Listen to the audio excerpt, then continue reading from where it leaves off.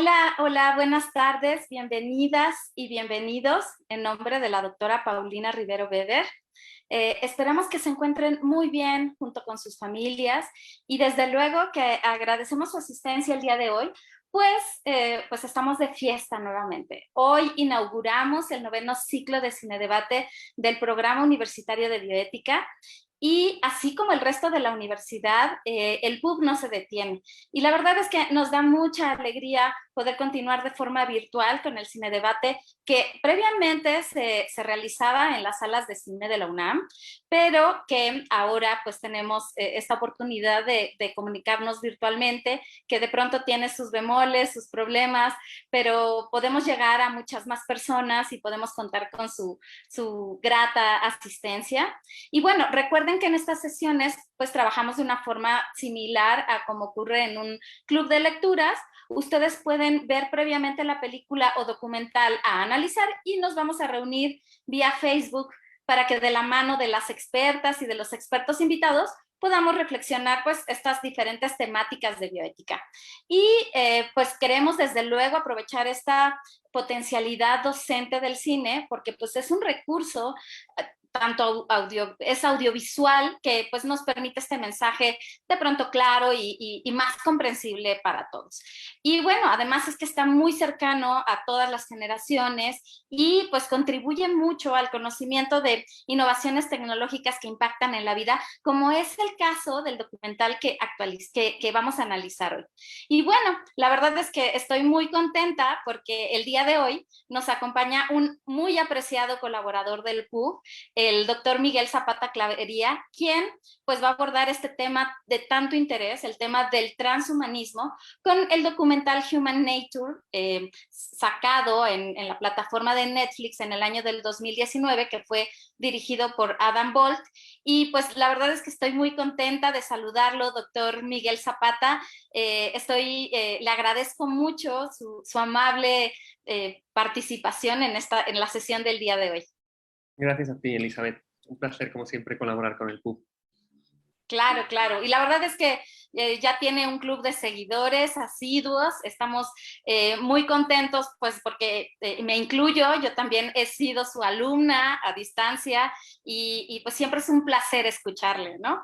Y para todos aquellos y aquellas compañía, amistad que está presente en esta sesión, pues me gustaría leer la síntesis curricular del doctor Zapata. Él es doctor en filosofía por la Universidad Complutense, maestro en filosofía, ciencia y valores por la Universidad del País Vasco y doctor en filosofía de la ciencia por la Universidad Nacional Autónoma de México. Ha participado en diferentes proyectos, por ejemplo, expertos, actores y espacios de legitimación y acción social en el Instituto de Investigaciones Filosóficas de la UNAM y bioartefactos en el Programa Universitario de Bioética. Es profesor en la Facultad de Filosofía y Letras de la UNAM de las asignaturas Teoría del Conocimiento 2, Problemas de Teoría del Conocimiento y Filosofía de la Ciencia y Ética 2. En la Facultad de Arte y Diseño imparte las asignaturas de Pensamiento Crítico y Comunicación y Pensamiento Literario y Redacción. En la Escuela Nacional de Trabajo Social es profesor del módulo Elementos Teóricos para la Fundamentación Metodológica eh, eh, y ya perdí la línea, pero elementos teóricos para la intervención del trabajo social en el siglo XXI, perdón. Y también del seminario de titulación Fundamentos Metodológicos del Trabajo Social. Ha impartido seminarios sobre estudios sociales, sobre ciencia y tecnología, antropología filosófica y cultura técnica en el posgrado de Filosofía de la Ciencia de la UNAM. Y bueno, también, como ya habíamos mencionado, es profesor invitado de múltiples cursos y diplomados organizados por este programa y bueno, ha formado a innumerables interesados en la bioética. Sus publicaciones han tratado el tema de la relación entre expertos y legos, el papel de las emociones en la evaluación de los riesgos y la consideración moral de los animales no humanos. Y bueno, esta es una síntesis curricular. La verdad es que el doctor trabaja en muchos otros temas, tiene publicaciones sumamente interesantes y pues yo los invito a seguirlo. Ajá. Y bueno, ahora les voy a comentar muy brevemente de qué va el documental sobre Human Nature. Y bueno, este documental nos describe la historia de CRISPR, lo que es y bueno, probablemente lo que será. Y han participado en este documental pues muchos científicos se han encontrado implicados en el descubrimiento de esta tecnología CRISPR-Cas9 y pues también de todos aquellos que han empezado a explotar su potencial. Pero no solo se habla de ciencia básica, también de las aplicaciones desde varios puntos de vista, porque también incluye pues los comentarios de los pacientes de enfermedades genéticas.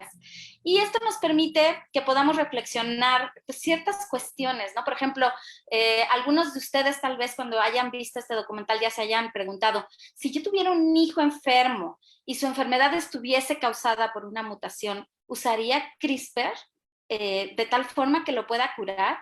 ¿O qué enfermedades sí, cuáles no? Y luego surge la cuestión de que si pudiéramos mejorar las cosas, situaciones, características que no son necesariamente enfermedades, eh, lo haríamos, sobre todo considerando pues que la línea entre curar enfermedades y empezar a mejorar a la humanidad, pues esta línea es muy, muy delgada.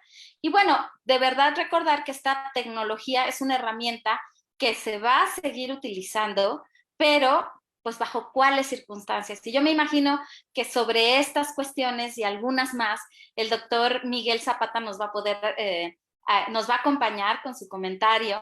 Y bueno, con esta breve sinopsis, quiero dar pie a la participación de nuestro magnífico invitado.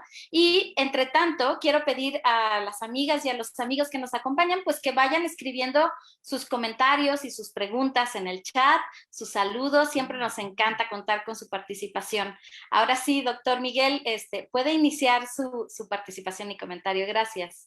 Muchas gracias, Elizabeth. Para mí siempre es un placer colaborar con vosotros. Me da mucho gusto también estar contigo frente a ti y hablando para gente que no sé quién es, pero supongo que estarán al otro lado de la pantalla.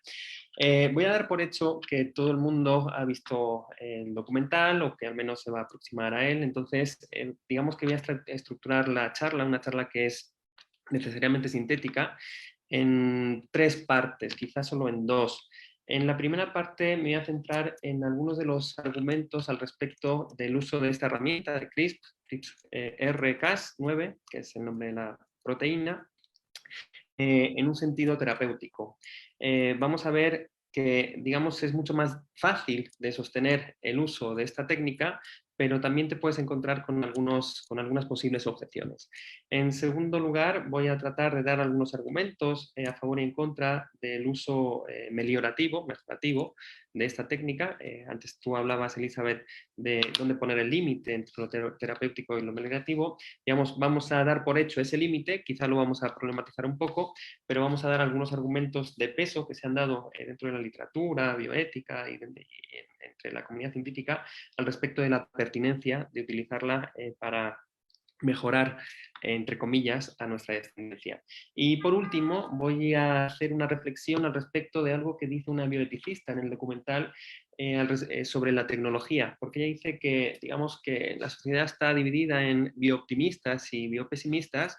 Yo lo que voy a defender es que deberíamos ser biorealistas críticos, porque no tenemos que pensar que la tecnología es inherentemente mala ni buena, pero tampoco creo que tengamos que pensar, como dice esta bioeticista, que lo bueno y lo malo depende del usuario. Me parece que incrustada en toda tecnología hay un carácter que un filósofo que a mí me gusta, que es Ferdinand Stiegler, denominará farmacológico. Es decir, en toda tecnología hay un potencial tóxico, pero también hay un potencial de cura, ¿no?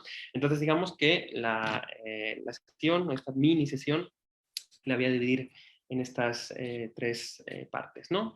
El documental habla efectivamente de esta nueva herramienta tecnológica. Me parece que es un muy buen documental porque además entrevista a la gente más pertinente, a las 2 premios Nobel de Química del año 2020. Entrevista también a Mújica, que es quien descubrió, de hecho, el CRISPR-Cas. Y entrevista después a Geoff Church, que es uno de los biogenetistas más más complejos y controvertidos, en tanto que defiende cosas muy estrafalarias, como que quiere hacer un proceso de lo que él denomina de extinción, es decir, de revivir a especies como la del mamut o incluso la del neandertal, ¿no? Entonces, digamos que el documental es bastante profundo, da una serie de perspectivas, algunas son antagónicas, y eso me parece que es provechoso y nos permite tener un panorama amplio de los problemas morales que conciernen al uso de una técnica que de alguna forma tiene todo este potencial de modificar nuestra naturaleza, ¿no? Y dirigir la evolución y de alguna forma no estar supeditados a la lotería genética, una lotería que hace que nuestra descendencia, digamos, de nuestra descendencia no podamos prever aquellas condiciones que sufrirá o que, de las cuales será beneficiado, ¿no? Entonces, vamos por partes. Al respecto del uso terapéutico, el documental me parece que de manera muy rotunda emocionalmente pasa por entrevistar a un niño que sufre una enfermedad genética, debido a una anomalía genética, que es la de la anemia de las células falciformes. Claro, cuando tú te encuentras con casos de este tipo, con enfermedades que se deben a anomalías genéticas, parece que el uso de esta tecnología, que mejora las que teníamos anteriormente, porque es mucho más precisa, porque la proteína corta la estructura del ADN con mucha precisión para poder hacer una copia de esa anomalía genética, parece que nos vemos obligados moralmente a utilizarla para evitar el sufrimiento. De hecho, hay muchos bioeticistas que nos han dicho que en tanto tenemos esta herramienta en nuestras manos, sería inmoral no utilizarla para evitar sufrimiento, ¿no? Desde una perspectiva utilitarista, ¿no? Si la moral concierne a la evaluación de las consecuencias negativas de nuestras acciones, deberíamos reducir las consecuencias que podríamos considerar más perjudiciales, sobre todo las que conciernen a nuestra propia descendencia, a nuestros propios hijos, ¿no? En ese sentido, parece que no debería haber muchos reparos morales en el uso de CRISPR. ¿Qué sucede? Sucede que, digamos, sin negar la rotundidad de este planteamiento, hay que atender y no hay que ser ingenuo a que esto abre una serie de problemas. Uno de los problemas se narra y se hace explícito en el propio documental cuando se apela a la diversidad genética, ¿no? Al final del documental hablan del caso, bueno, o exponen el fenómeno de que hay propensión en comunidades que tienen un gen de célula falciforme, que es el que produce la anemia, hay propensión a digamos, a no ser susceptible de sufrir malaria. En ese sentido, parece que la diversidad genética es algo favorable para nuestra propia supervivencia como especie, que como todas las especies somos dependientes de esa diversidad ante cualquier situación cataclísmica en nuestro entorno o cualquier aparición de alguna entidad biológica que pueda ponernos en riesgo, ¿no? Este argumento o señalar este fenómeno no creo que sea suficiente como para negar y prohibir el uso de la herramienta, pero sí deberíamos hacerle frente, sí no deberíamos utilizarla de manera ingenua. Pero surgen más problemas que no solo tienen que ver con la diversidad genética, es decir, con la posibilidad de perder diversidad genética que en principio consideramos indeseable, pero que paradójicamente podría sernos de utilidad para la propia supervivencia de algunos de nuestros pues, compañeros de viaje dentro de la especie, ¿no? Pertenecientes a la especie. Hay otro problema que es el de la diversidad cultural.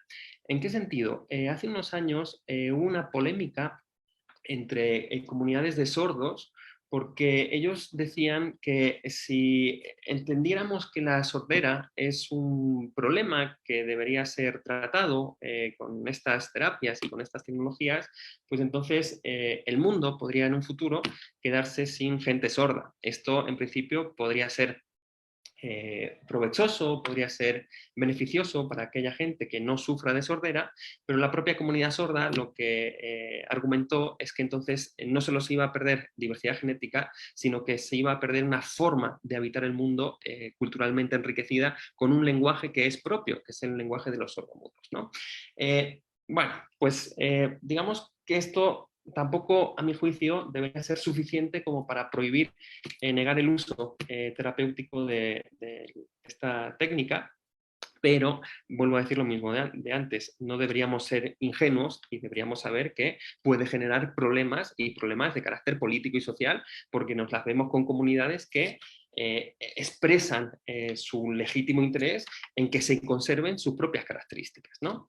Hay más problemas. Hay un problema, y este me parece un poco más grave, y es un problema que hace explícito un científico en el documental, porque dice, bueno, en realidad, si nosotros pudiéramos evitar algunas enfermedades que tienen causa genética, eh, podríamos sospechar o podríamos imaginar un mundo que fuera más inteligente. ¿En qué sentido más inteligente? Inteligente, y lo dice él también de manera explícita, porque podrían desaparecer los individuos que tengan síndrome de Down, ¿no? Cuando digo desaparecer, simplemente digo que a partir de ahora no nacerían individuos con síndrome de Down. ¿Qué es lo problemático de esto? Además de lo de la diversidad y además de lo que he dicho hasta ahora. Lo problemático es la afirmación subsecuente de este científico, porque dice que en realidad de esta forma, con una sociedad más inteligente, en tanto que no tiene que gastar tiempo en la problemática, en los problemas que detonan ciertas comunidades como la de los síndromes de Down, pues entonces seríamos una sociedad más funcional, que funcionaría mucho mejor. Aquí la pregunta que a mí me surge cuando veo el documental es, digamos, cuando yo escuché esto por primera vez, me llevé una gran sorpresa, porque uno piensa, bueno, ¿en qué sentido deberíamos ser funcionales? ¿Queremos una sociedad funcional? ¿En qué sentido? ¿Hay una racionalidad técnica que debería predominar o deberíamos pensar en sociedades basadas en el cuidado?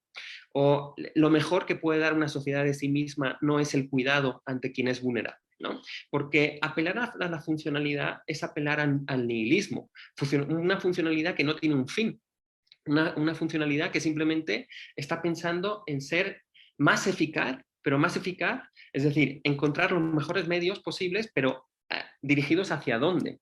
¿En qué sentido una sociedad sería mejor si fuera más funcional? ¿No? Esto, digamos, aquí hay un problema de carácter valorativo que habría que atender, ¿no? Y por último, y este es un problema también fuerte, y yo insisto, estos problemas al respecto del uso terapéutico de la técnica no servirían para negar o para hacer una moratoria o para regular y para prohibir su uso, pero me parece que deberían sostenerse y deberían ponerse sobre la mesa para entablar un diálogo social, porque yo creo que es lo que debería proceder en un fenómeno tan complejo como este, que apela a nuestra propia naturaleza y apela al rumbo y la dirección de nuestra propia especie, ¿no? Este último problema tiene que ver con el concepto de persona. ¿Qué es una persona? ¿No? El propio niño que tiene anemia, células falciformes, y esto también es muy sorprendente en el documental, cuando le preguntan, es un niño, no sé la edad, pero tendrá aproximadamente 13, 14, como mucho 15 años, no creo que llegue a 15 años, bueno, pongámosle 14, es decir, es muy jovencito. Cuando le preguntan si le hubiera gustado nacer sin esta enfermedad, sorprendentemente el niño dice que no, que le gustaría, que no le gustaría haber vivido de otra forma, porque al final él es lo que ha vivido, ¿no? Y me parece que hay mucha inteligencia en este niño. ¿Y en qué sentido hay mucha inteligencia? Inteligencia ontológica, inteligencia al respecto de pensar lo que somos. Pareciera que a veces defendemos una concepción esencialista de lo que somos, como si nuestra esencia o nuestra naturaleza pudiera estar depositada en diferentes receptáculos, y olvidamos que aquello que somos básicamente es aquello que nos constituye también biológicamente, ¿no? Nuestro organismo es el que va a condicionar nuestra forma de dirigirnos en el mundo, de desear, de establecer nuestra propia voluntad. A mi juicio no se podría defender de manera cartesiana una distinción entre una mente, un espíritu y la materia. Somos la materia que somos, ¿no? Pensamos en tanto la materia que nos constituye y ejercemos nuestra voluntad en función de esa misma materialidad, ¿no? En ese sentido, también hay un problema de orden ontológico, porque claro, cuando tú hablas de estos fenómenos o de este potencial de la tecnología a gente que sufre la enfermedad o que sufre una enfermedad que podría ser evitada en el futuro, ellos mismos te dicen que no les gustaría que ellos hubieran sido salvados, ¿no? de su afección. A mi juicio, claro, esto es tener una visión a posteriori, porque, claro, tú puedes entablar un diálogo con una persona actualmente existente, pero no puedes entablar un diálogo con una persona que está por venir, ¿no? Digamos que una técnica como esta, que repercute en generaciones futuras o que tiene el potencial para repercutir en generaciones futuras, nos obliga a plantear un diálogo moral con generaciones que están por venir y por tanto obliga a la moralidad, obliga a la reflexión moral a posicionarse en otra dimensión o a ejercerse en otra dimensión, no en la dimensión de un diálogo entre personas que son actualmente existentes, ¿no? Estos son un conjunto de problemas que, como ya he dicho muchas veces y vuelvo a insistir, no deberían servir para defender moratorias o prohibiciones al uso terapéutico. ¿Qué sucede con el uso meliorativo? ¿Qué sucede cuando soñamos con el potencial de esta técnica al respecto de mejorar, no reparar un daño, no evitar un sufrimiento, sino mejorar a nuestra descendencia, ¿no? Porque como podemos ser muy precisos en el orden de modificar ciertos genes, entonces podría darse el caso, y esto también lo hace muy explícito el documental, que nosotros quisiéramos que nuestra descendencia fuera más alta, más empática, más fuerte, más lista, ¿no? Digamos, darle ciertos atributos que nosotros consideramos deseables. Esto implica empezar a pensar de nuevo, porque la sociedad ha pensado muchas veces en esto, y no solo la sociedad nazi, nacionalsocialista, sino sociedades como la estadounidense. Lo que pasa es que, claro, todo el mundo mira cuando habla de eugenesia a los nazis, pero olvidamos la otra historia de la eugenesia, ¿no? Esto nos invita a indagar al respecto de lo adecuado, ¿no?, de llevar a cabo prácticas de carácter eugenésico.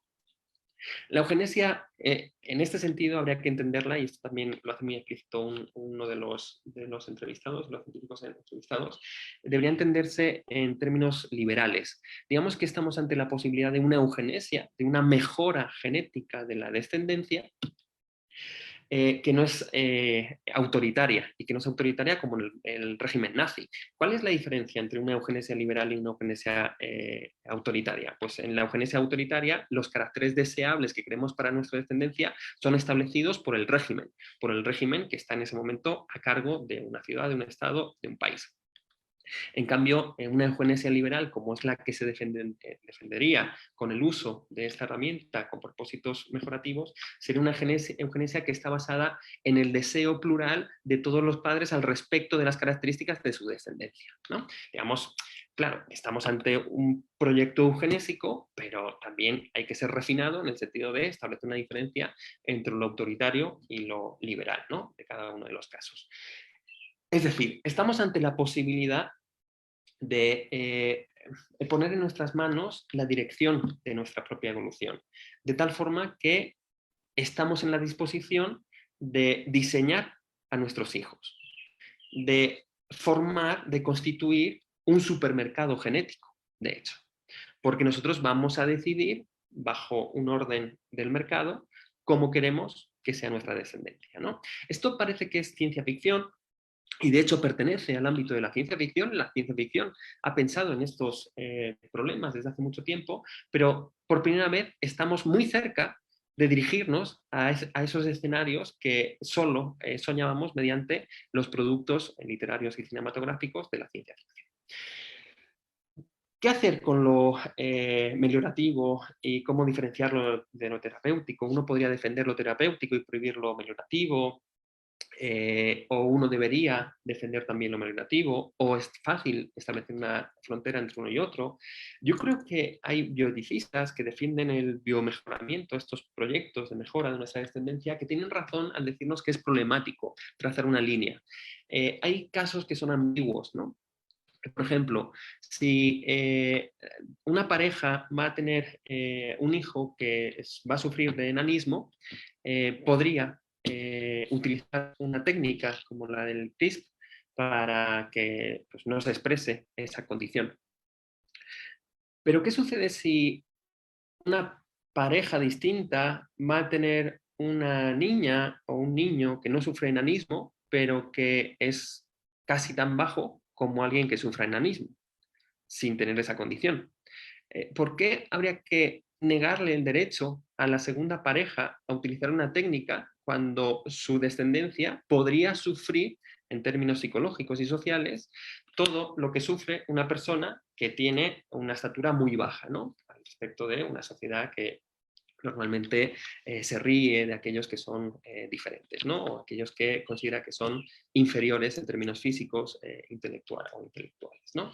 Entonces, digamos que casos como este son problemáticos al respecto de establecer una definición precisa, una distinción precisa, una línea fronteriza entre lo terapéutico y lo ameliorativo. Pero dejemos de lado estas ambigüedades y pensemos que podemos trazar esta distinción.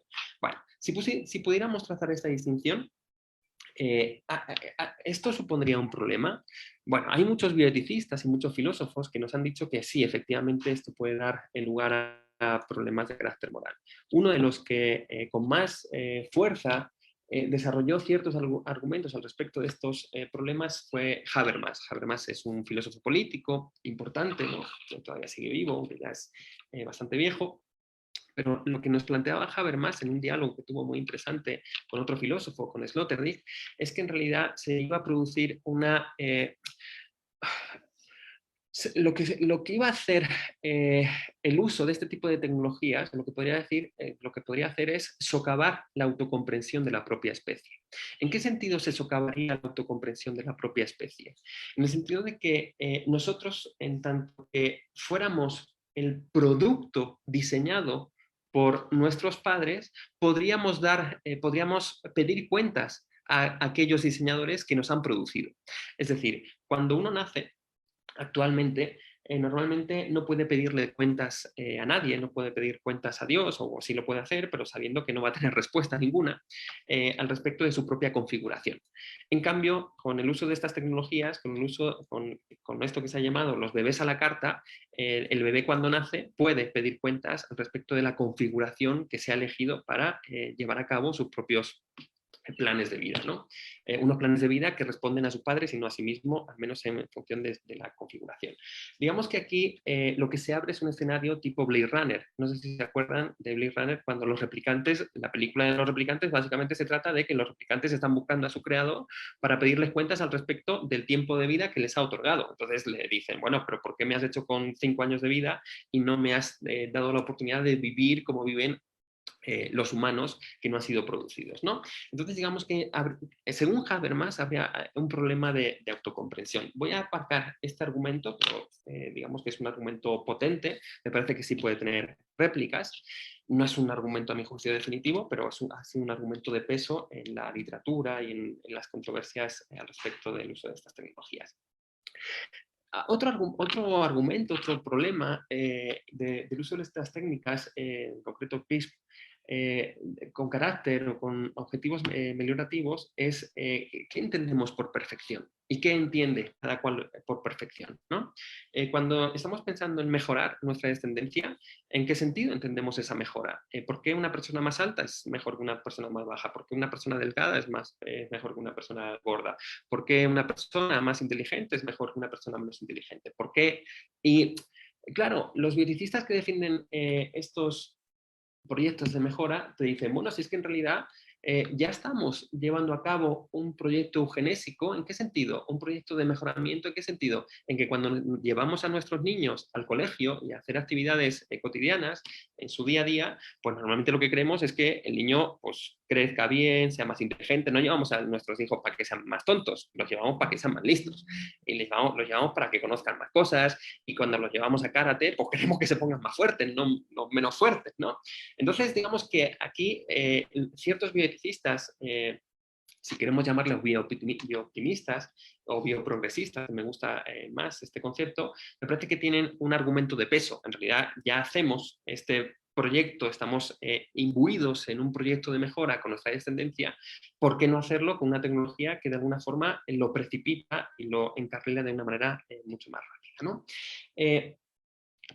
A mi juicio, cuál es el problema? El problema, a pesar de este buen argumento de los bioprogresistas, es que a pesar de lo que digan algunos científicos en este documental, y lo que dicen es, bueno, cuando yo me encuentro con una pareja de rubios y altos, lo que me dicen es, quizá habría un problema porque todo el mundo querría un hijo rubio y alto. Lo que quiere decir el científico es, seguramente todo el mundo quiera algo que se parece al mismo. Y yo aquí soy bastante escéptico. porque si tú haces esta pregunta en México, seguramente la cosa cambie. Me parece que aquí, y esto lo podemos ver porque hay un alto grado de racismo, hay un alto grado de, o una alta concepción al respecto de lo que es deseable en términos físicos, me parece que correríamos un grave riesgo si dejáramos en manos de las modas, de las culturas diferentes, en manos de las homogeneizaciones, porque si bien es cierto que somos diversos, no éticamente, es decir, intelectualmente, y somos diversos biológicamente y genéticamente, me parece que hay procesos que nos homogeneizan. Y uno de los procesos que nos hace homogéneos es el proceso que nos hace susumirnos a una moda en concreto. Y puede haber modas al respecto de lo que consideramos deseable en términos físicos. Entonces, esto es un riesgo, por más diversidad que haya, se corre el riesgo de que, y a pesar de la liberalidad, es decir, a pesar de que se deje en manos de la libertad individual de cada uno de los grupos en sociedades diversas, es posible que por medio de procesos que tienen que ver con la moda, decidamos casi todos lo mismo, porque casi todos pensamos lo mismo en términos de lo deseable, al menos en el ámbito de lo físico y también de lo intelectual, ¿no? Hay otro problema, el problema de la distribución, el problema de si hacemos uso de estas tecnologías, ¿quién va a poder ser partícipe de ellas? ¿Quién va a poder diseñar a su descendencia? ¿Quién va a poder elegir los rasgos deseables, ¿no? Sobre esto se ha hablado mucho, hay una película que se llama Gattaca, que pues bueno, yo creo que recomendaría a todo el mundo porque me parece que es la mejor película que aborda este tema, y ha habido una discusión fuerte dentro del terreno de la bioética al respecto de qué sucedería si se radicaliza la brecha entre ricos y pobres de tal forma que ahora no estemos ante ricos y pobres, sino que ahora estemos ante gen ricos y gen pobres. Aquí los bioprogresistas tienen un argumento que también tiene mucho peso y me parece que es muy relevante. Ellos dicen, es que si esgrimiéramos esta objeción en todo desarrollo e innovación tecnológica, nadie tendría un coche, nadie tendría un celular, nadie tendría ninguna tecnología, porque normalmente la tecnología se introduce al mercado y solo está disponible en términos económicos para aquellas capas de población de los estratos socioeconómicos superiores.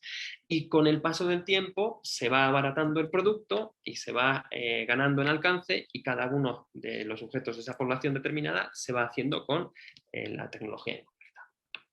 Es decir, lo que nos dicen es, no se preocupen tanto por la institución de esta brecha en una primera instancia, porque con su uso, a lo largo del tiempo, es toda la sociedad la que se va a poder ver beneficiada, ¿no? Esta es una respuesta interesante. Hay una segunda respuesta que es interesante, que el de los bioprogresistas, que es, bueno, tendríamos que utilizar esta tecnología siempre y cuando hubiera un respaldo estatal que asegurara su uso en toda la población, ¿no? Estos son los bioprogresistas digamos que se asumen democráticos en términos de la justicia distributiva, ¿no? Son dos posibilidades, son dos respuestas que dan ellos, pero queda la sospecha, jugando a la elucubración, porque no podemos hacer otra cosa, al respecto de si realmente no se instituiría una asimetría de carácter ya no solo económico, sino de carácter genético. El problema fundamental, el problema más serio con el que se encuentra una propuesta de biomejoramiento es el del desajuste de las facultades. Y sobre esto también habla el documental, pero es donde más me quiero detener y quizá con esto acabar porque no sé cómo vamos de tiempo. Parece que no tenemos muy en cuenta, al menos con el conocimiento biológico disponible, que en realidad el desarrollo y la expresión de una de nuestras facultades va aparejada a la expresión de otro conjunto de facultades, ¿no? No somos individuos constituidos por facultades que son independientes entre sí, ¿no? Entonces, mi pregunta sería, ¿qué sucedería si nosotros fuéramos capaces de aumentar, por ejemplo, nuestra memoria? Bueno, pues tampoco hay que irse muy lejos, porque es que ya tenemos casos de patologías que consisten en que hay una gran capacidad memorística. Y a esto, por ejemplo, se le llama hipertimesia. Es decir, hay casos, aunque son pocos en el mundo, de gente que recuerda muchas cosas, un poco al modo de Funes el memorioso. ¿no? Este relato de Borges. El relato de Borges es muy interesante porque en el relato de Borges, Funes, que memorizaba todo, no podía pensar, porque no podía conceptualizar. Por ejemplo, el ejemplo que pone Borges es el del perro. No tenía el concepto de perro porque cada vez que pensaba en un perro, pensaba en los distintos perros específicos que había visto en su vida, ¿no? No era capaz de abstraer. Esto es a modo de relato, a modo de ciencia ficción.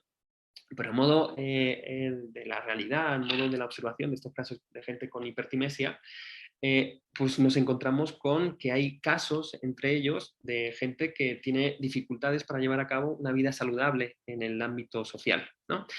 Porque como recuerdas todo, pues entonces no puedes dejar de lado tus acontecimientos más traumáticos, ¿no?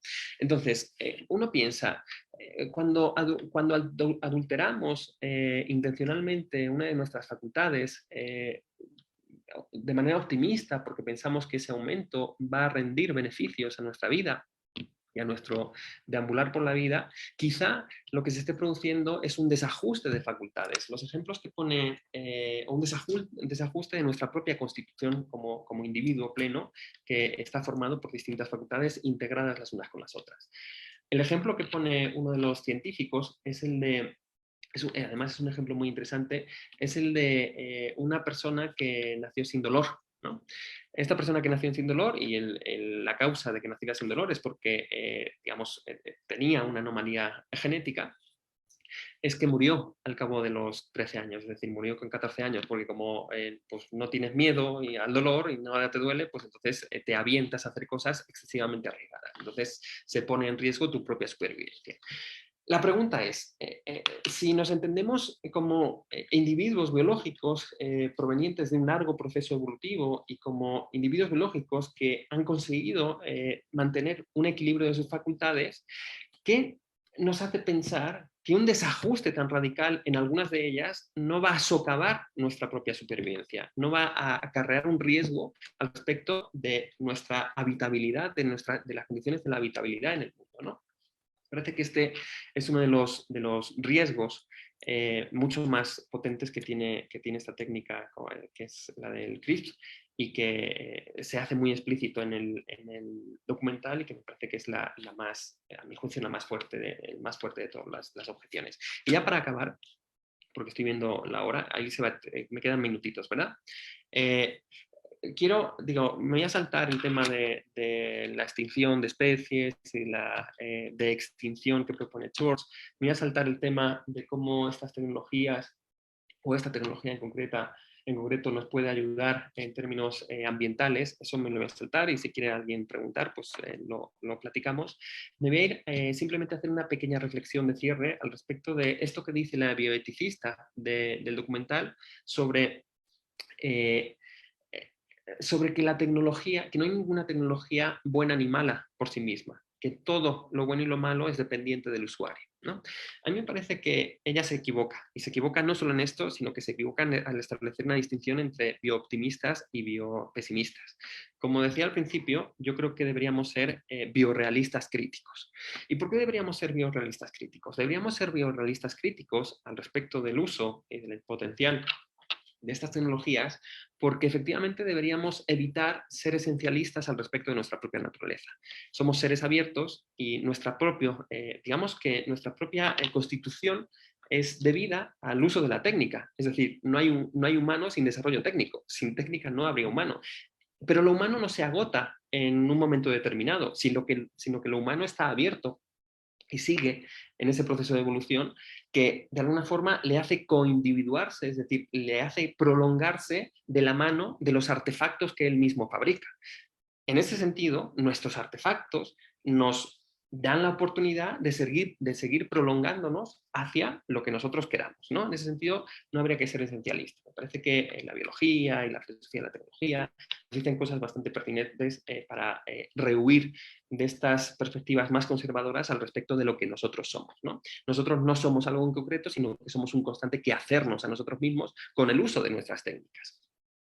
Eso por un lado. En ese sentido, no hay que defender, como defienden los biopesimistas, una naturaleza humana que no fuera transgredible por la tecnología. Pero ¿qué sucede?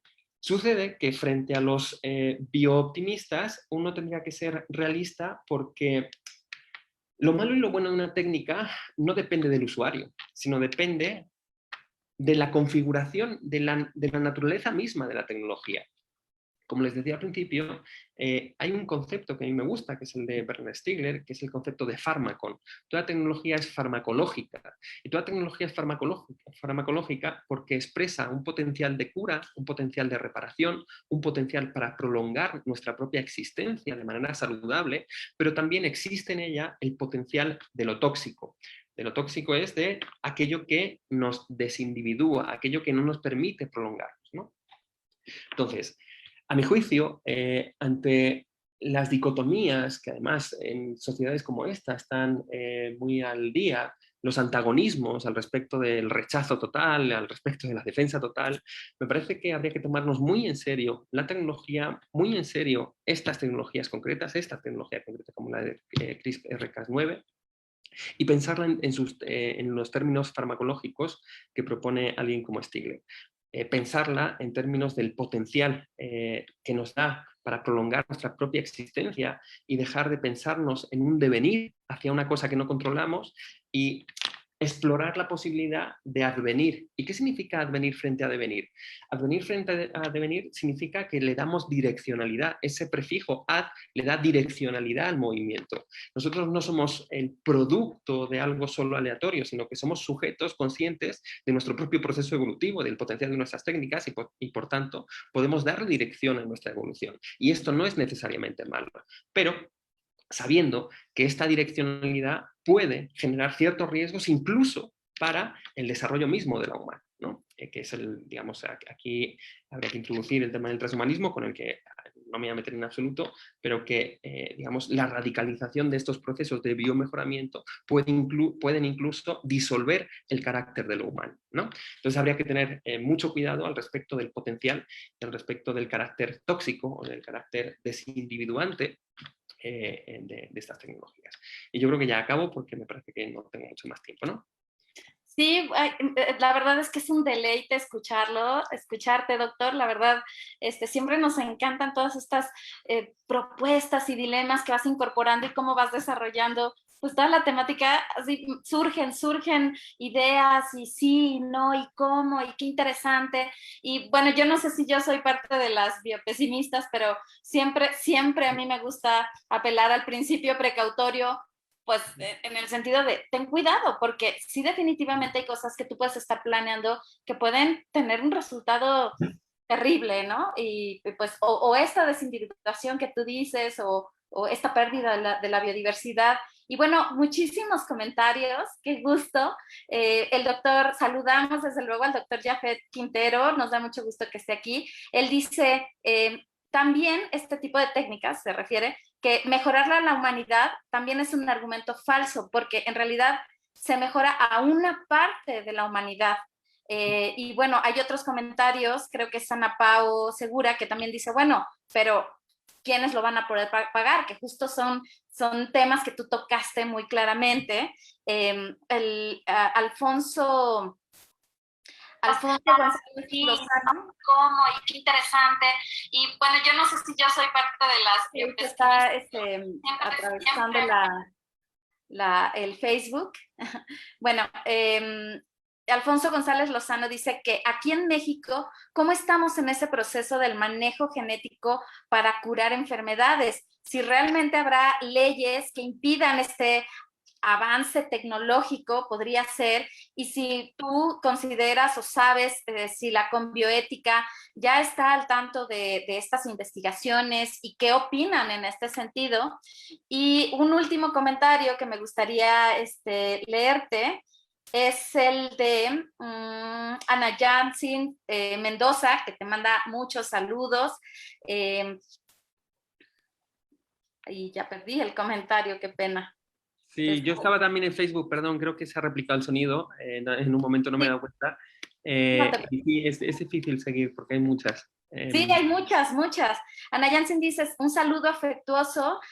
La atención que se presta a las técnicas de modificación del genoma humano y su potencial uso terapéutico probablemente estimulan la demanda de las mismas por algunos grupos de pacientes, sobre todo en el caso de aquellos que padecen condiciones para las que actualmente no existen tratamientos eficaces, como pues los casos que se presentan en el documental, ¿no?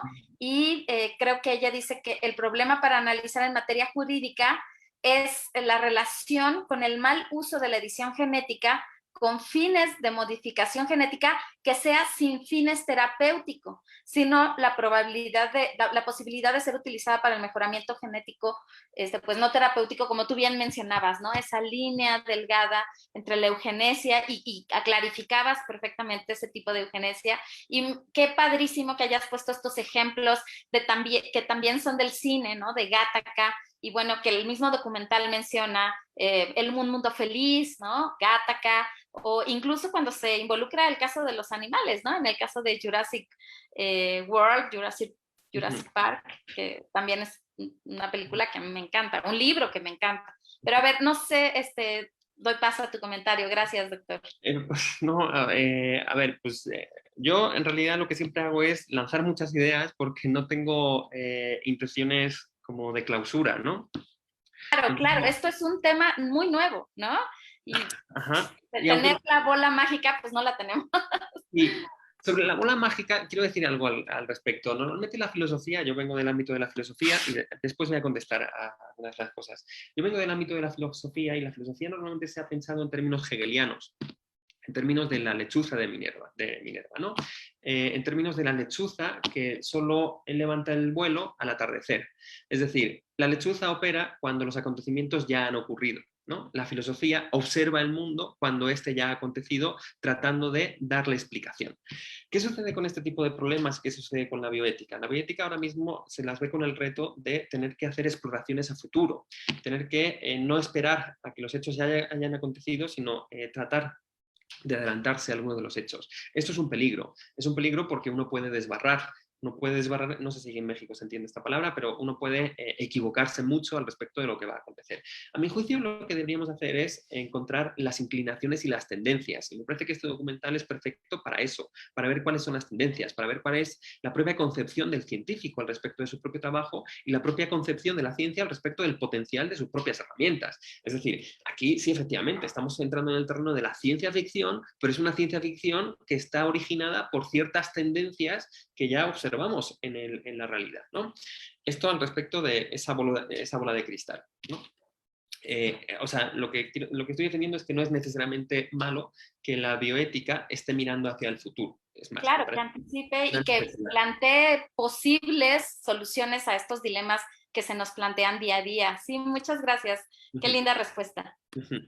Y ahora, pues de los comentarios sobre qué piensa las instituciones mexicanas al respecto de este tipo de proyectos, pues piensa lo mismo que el resto de la comunidad. ¿Y qué es lo que piensa el resto de la comunidad? Que no estamos en condiciones todavía de adulterar la línea germinal. Es decir, lo que sucedió hace, ¿cuántos años ya? 3 años, con este científico chino que modificó la línea germinal de estas dos gemelas para evitar que esos dos organismos, esas dos personas que fueran a nacer, no contrajeran enfermedades como el VIH. Pues cuando sucedió esto, la propia comunidad científica, pero no solo eso, sino lo más curioso que sucedió es que bioeticistas, biooptimistas o bioprogresistas se pusieron las manos en la cabeza al respecto del uso que había hecho este investigador chino de estas técnicas, porque ellos mismos dicen, es que hay que defender estos proyectos porque van a mejorar en el sentido no solo de esa mejora que podemos poner en duda, sino que van a suponer una reducción del sufrimiento, una mejor calidad de vida de la población. No podemos, esos que lo defendían, decían cuando sucedió esto realmente, no podemos llevarlo a cabo actualmente porque desconocemos las consecuencias que se pueden derivar. Aún no tenemos el conocimiento básico suficiente al respecto de las interacciones que se pueden producir entre un gen que ha sido modificado y otros genes que se van a expresar en en el desarrollo de la vida de una persona en concreto, ¿no? Entonces, digamos que actualmente hay un consenso. Hay un consenso incluso entre quienes no tienen consenso en términos argumentativos. Hay un consenso al respecto de que actualmente no es conveniente, no es adecuado y hay que establecer moratorias hasta que tengamos más conocimiento al respecto de que esto no va a derivar en secuelas importantes para el organismo que ha sido intervenido. El documental pone ejemplo, hay una científica que sale en el documental, que es una científica que está modificando genéticamente a cerdos para llevar a cabo xenotrasplantes, ¿no? Trasplantes de órganos que puedan ser de cerdos que puedan ser compatibles para humanos. Entonces, es uno de los mejores casos que tenemos al respecto de modificación múltiple genética en un mismo organismo, que al parecer se ve saludable.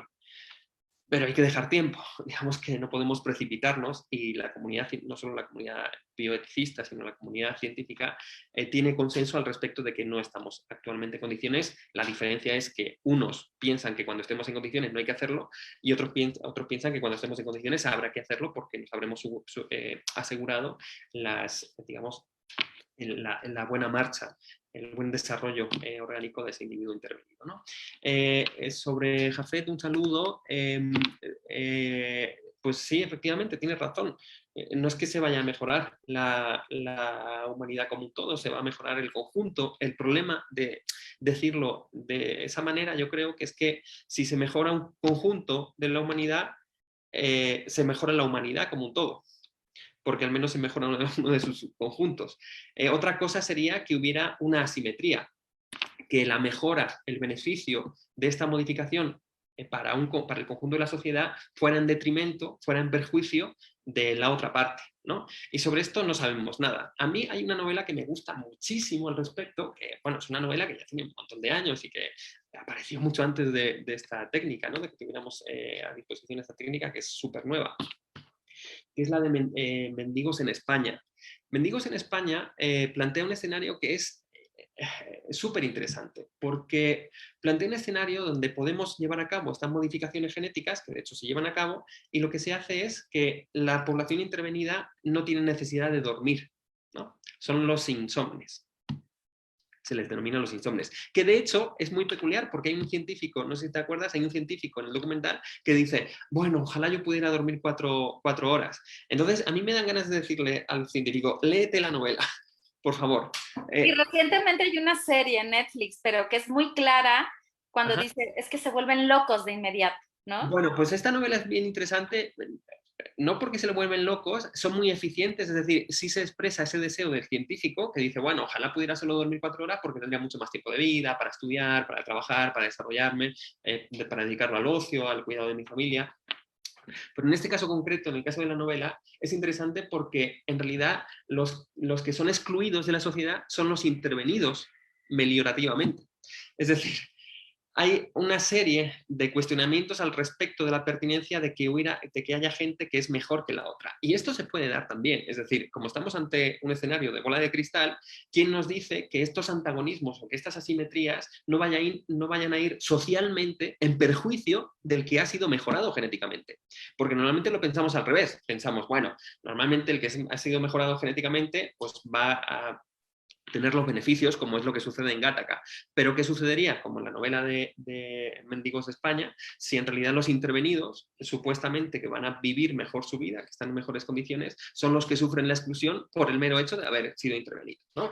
Es una pregunta legítima, es un escenario legítimo en tanto que no tenemos seguridad de lo que va a acontecer y de lo que sí tenemos seguridad es de cierta naturaleza, no me gusta llamarlo así, pero de ciertas características humanas al respecto de las fobias y las envidias o las inquinas respecto al diferente. Da igual que el diferente sea de una forma o de otra, pero al final es diferente y se expresan ciertos odios o incomprensiones ante la diferencia, ¿no? Entonces me parece que es un ejemplo literario muy bueno. Y sobre esto también quiero decir una cosa. A mí me sorprende mucho que estas disquisiciones filosóficas que hacemos actualmente, desde hace unos años al respecto de estas tecnologías de mejoramiento, normalmente empiezan así. Tú léete cualquier artículo, cualquier paper, bueno, esto antes pertenecía al terreno de la ciencia ficción, pero ahora nos lo vamos a tomar en serio. Ahora ya nosotros académicos pulcros, serios, distinguidos, vamos a pensar bien las cosas. Yo no estoy nada de acuerdo con esto. Me parece que uno aprende mucho de la ciencia ficción, aprende mucho de esta cultura popular que durante décadas nos está advirtiendo, no necesariamente en tono pesimista, sino de la problemática de abrir ciertos cursos de acción técnica. Entonces, yo soy de los que piensan que sí, está bien, muy bien, leer a Sagulescu, leer a todos los bioticistas que están pensando al respecto, leer la literatura adecuada al día de hoy, pero complementarla con esas disquisiciones que me parecen muy profundas que nos provee la literatura y, por supuesto, el cine, ¿no? Ahora hemos visto un documental, pero hay mucho cine de ficción, me parece que hace planteamientos muy interesantes. Y ya no me acuerdo de qué más han comentado de lo que decía, perdón. No, sí has contestado parcialmente. De hecho, un compañero, Pedro Vidal, también cuestionaba, oye, pero ¿por qué no utilizamos esta tecnología genética para mejorar a los propios animales, ¿no? Igual ellos también pueden ser beneficiados. Ya incluso Jafet incluso bueno, dice, ¿no? El transhumanismo aboga por el mejoramiento del cuerpo humano de forma general. Desde tu punto de vista, Miguel, ¿cuál va a ser el límite de la ciencia en cuanto a la mejora del cuerpo humano? Y pues si tú sabes cuál es la situación actual en cuanto a la legislación en nuestro país, porque sí, evidentemente se está utilizando, hay moratoria, pero hay mucha gente que está involucrada y pues tenemos que estar anticipándonos para este advenir que tú también señalabas, ¿no? No, a nivel legal, digamos que desde el protocolo de Cartagena, desde esa apelación a los principios precautorios ya de hace un tiempo al respecto del uso de la biotecnología, de la modificación genética, parece, como te decía, que hay consenso. En ese sentido no parece que haya mucho cambio por regiones. Lo que sí sucede es que hay países como China que son mucho más oscuros al respecto de la publicación de sus investigaciones. No creo que China sea el único caso, pero bueno, China es el más emblemático, ¿no? Digamos que no es parece que no es suficientemente transparente al El respecto de asunto lo es que... que creo que hay países que aprovechan esos vacíos legales, por lo menos en nuestro país, para venir y hacer cosas que en sus países no se los permite, ¿no? Sí, eso es claro. Pero estos vacíos legales son bien importantes porque hay un argumento que dice, bueno, si no lo hacemos ahora, lo haremos después. O si no lo hacemos aquí, ya lo estarán haciendo en otro sitio. Por tanto, pues ya hagámoslos todos. Eso es un argumento que suena mucho, ¿no? Al respecto de la defensa de llevar a cabo este tipo de investigaciones. Las investigaciones se llevan a cabo, eso es un hecho. Lo que no se lleva es la aplicación en el sentido de la modificación de la línea germinal de individuos, de Sí, embriones. sí, claro, claro. Pero bueno, pues el argumento es, como ya lo están aplicando otros, como ya lo están aplicando en China, pues mejor apliquémoslo todos, porque así nos ponemos a la par, ¿no? Y eso, ¿no? Insisto, hay consenso al respecto de establecer una moratoria, no solo en un sentido jurídico, sino incluso en un sentido moral, actualmente, incluso entre quienes están mucho más en conflicto, ¿no? Como los biopesimistas y los biooptimistas. Y lo primero que me decías, no recuerdo qué era. Lo que dijo Jafet, ¿cuáles creen que sean El límite. las aplicaciones? Ajá. Pues las aplicaciones son infinitas. O A sea, ver, la pregunta, me regreso para que ser más, eh, me parece que decías que cuál creía yo que iba a ser el límite o cómo íbamos a sí, poner el límite. sí. Yo al respecto de esto siempre apelo a una perspectiva democrática del conocimiento científico.